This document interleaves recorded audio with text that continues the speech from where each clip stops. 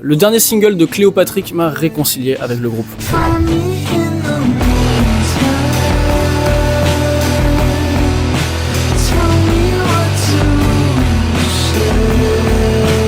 Donc je sais pas si vous connaissez Cléopatrick, si oui je vous en supplie, restons en contact. Et sinon si vous aimez on va dire Queens of the Stone Age, les Smashing Pumpkins et disons Highly Suspect, et on est pile sur un truc entre les trois. Donc restez dans le coin, ça risque de vous intéresser. Donc pourquoi je dis que j'ai été réconcilié avec eux avec le dernier morceau?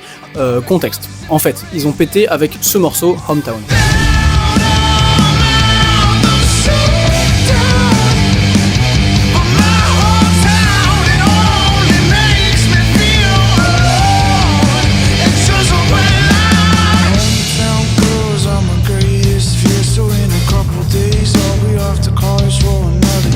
Voilà, ça c'était il y a quelques années, hein. Puis ensuite ils ont vraiment digué ce côté rock qui tâche, hein. The Depths, Daphne Did It, Family Van, c'est des morceaux que je trouve vraiment formidables.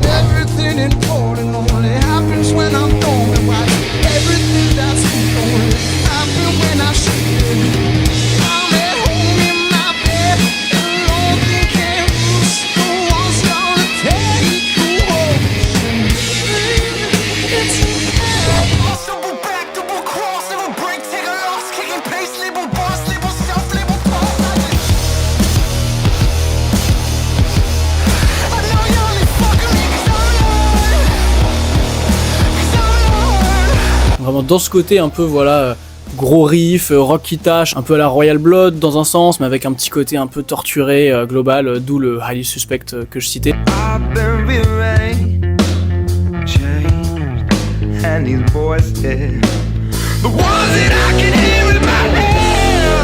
Beaucoup aussi, beaucoup de riffs à la Queen of the Stone Age.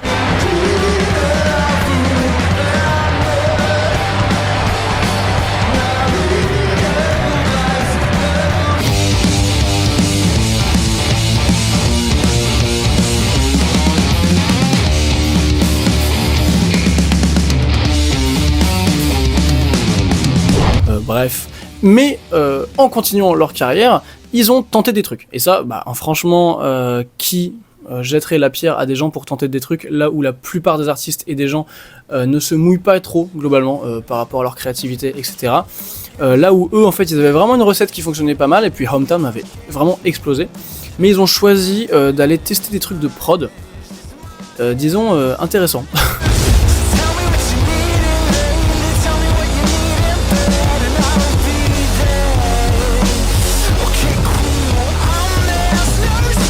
Ouais, ils sont allés chercher dans les morceaux qu'ils ont sortis par la suite, ces 2-3 dernières années, des sonorités très compressées, un abus total des distorsions, sur les voix, sur les drums, sur un peu tout, des drums super dry, énormément de sidechain sur le kick avec tout ce qu'il y a autour, et ça faisait des morceaux qui parfois je trouvais était vraiment forcé quoi. Genre je trouvais que la prod et l'intention artistique étaient clairement décorrélées et on se retrouvait avec des morceaux, je pense par exemple à Lost, qui est un peu la quintessence de ça.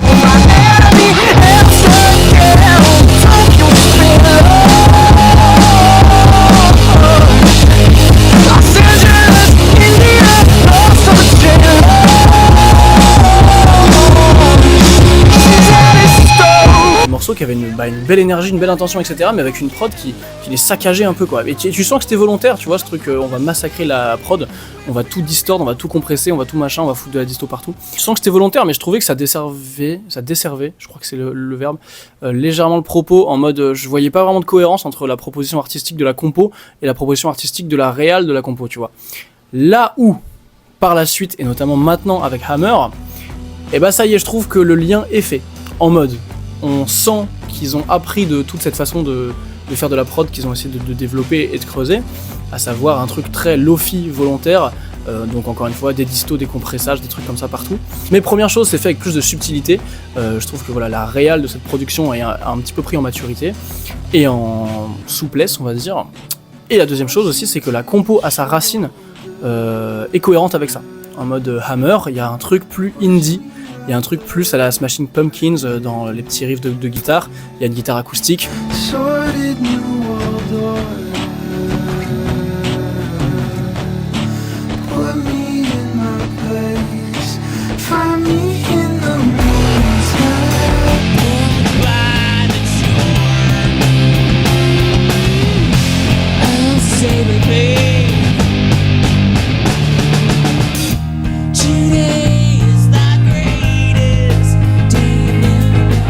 Il y a une prise de voix qui est super touchante, un petit peu naïve, un petit peu à fleur de peau.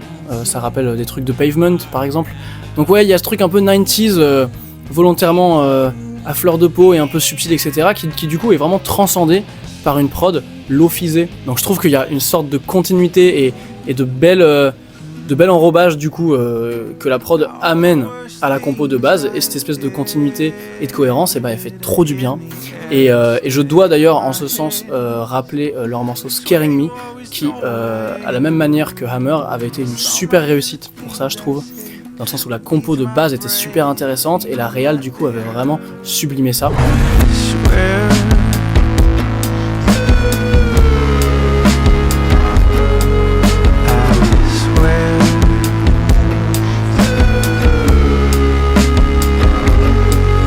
Ces basses qui étaient vraiment intéressantes, je sais pas comment ils ont fait les basses sur Scaring Me, des espèces de leads vocaux un peu bizarres, bref, ils s'auto-samplaient et tout, enfin le morceau est magnifique. C'était le EP de Doom qui est sorti il y a 2 ans je crois. Et si tu compares avec le morceau OK par exemple qui était juste avant, t'as la même prod, un peu saccagée, mais avec un morceau qui du coup est moins servi, beaucoup moins servi par ça qu'un Scaring Me ou un Hammer.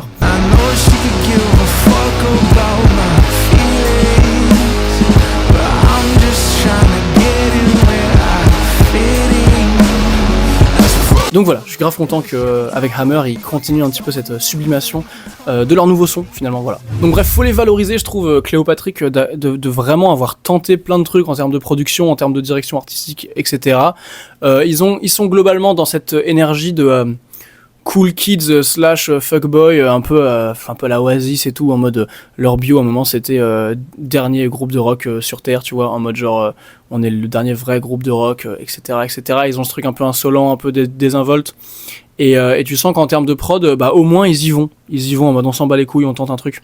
Ils arrivent en mode un vieux visuel un peu cassé, ou un vieux clip homemade, etc. Ils sont très homemade, ils sont très DIY, je les respecte énormément sur plein de choses. Et je pense qu'ils ont vraiment tout pour devenir un gros groupe.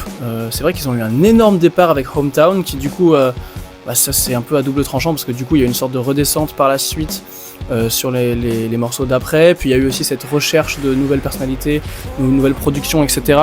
qui les a un petit peu mis dans un sorte de ventre mou, mais je trouve que ça fait partie du process, c'est totalement normal. Et voilà, avec Hammer ou avec un morceau comme Scaring Me qu'on a évoqué, je trouve qu'ils ont tout pour vraiment prendre tout ce qu'ils ont su apprendre sur le chemin et en faire une belle concrétisation, et je pense qu'il y a un beau futur et un bel avenir pour eux. Donc voilà, Cléopatrick, faut les écouter. J'ai pas trop parlé de la création du groupe, hein. Eux ils sont canadiens, etc. Ils sont pas très vieux encore. Et c'est un duo qui sont dans leur vingtaine. Je fais ma vidéo à l'envers, j'espère que vous kiffez. On suit ça de près, des bisous. Abonnez-vous si jamais j'ai failli oublier cette histoire. Abonnez-vous si jamais vous aimez ce genre de petites vidéos. On est bien, on est tranquille, on est dans le chill. Et dites-moi si vous connaissez Cléopatrick, ce que ça vous évoque globalement, si ça vous rappelle d'autres groupes, si vous connaissiez, comment est-ce que vous aviez connu, et surtout quel est votre avis par rapport à tout ce qu'on a évoqué là sur justement ces choix de production, ces choix de réalisation, etc. Est-ce que pour vous ils sont en train de retrouver un peu du poil de la bête? Est-ce que pour vous ils l'ont jamais perdu? Voilà, qu'est-ce que vous aimez dans le groupe, qu'est-ce que vous aimez pas? Et des bisous, ciao.